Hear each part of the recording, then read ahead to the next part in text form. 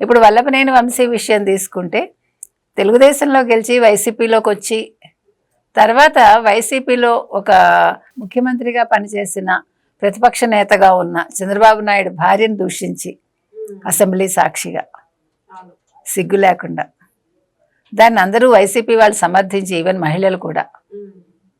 ఆ తర్వాత ఆయన ఏ రకంగా ఉన్నాడు, ఏ రకంగా ఏం చేశాడు అందరికీ తెలుసు. ఆయన మీద చాలా కేసులు కూడా పడ్డాయి. కూటమి వచ్చాక అరెస్ట్ అయ్యాడు ఆయన. బయటకు వచ్చాక ఆ వంశీ ఈ వంశీ ఒకరేనా అనే సందేహం ప్రజల్లో వచ్చింది. అలా అయిపోయాడు ఆయన. ఇక్కడ ఇంకొక చిన్న లాజిక్ ఎందుకు వీళ్ళు మిస్ అవుతున్నారు.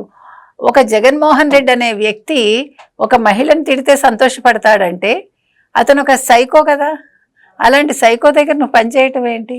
మహిళను బూతులు తిడితే సంతోషించేవాడు ఒక నాయకుడా, చెల్లిని బూతులు తిడితే సంతోషించేవాడు అతను ఒక అన్నా లేకపోతే ఒక నాయకుడా, తల్లిని తిడితే సంతోషించేవాడు ఒక నాయకుడా, ఒక రాజకీయ నాయకుడా, ఒక కొడుక. మీరు ఎవరిని చూసినా కూడా జగన్మోహన్ రెడ్డి కళ్ళల్లో ఆనందం కోసం అనే మాట వినిపిస్తుంది. అంటే ఏంటి, ఆయనకేమైనా జబ్బుందా? జగన్మోహన్ రెడ్డికి ఏమైనా జబ్బు వచ్చిందా? అంటే బూతులు వినడం అనే ఒక జబ్బు పట్టుకుందా?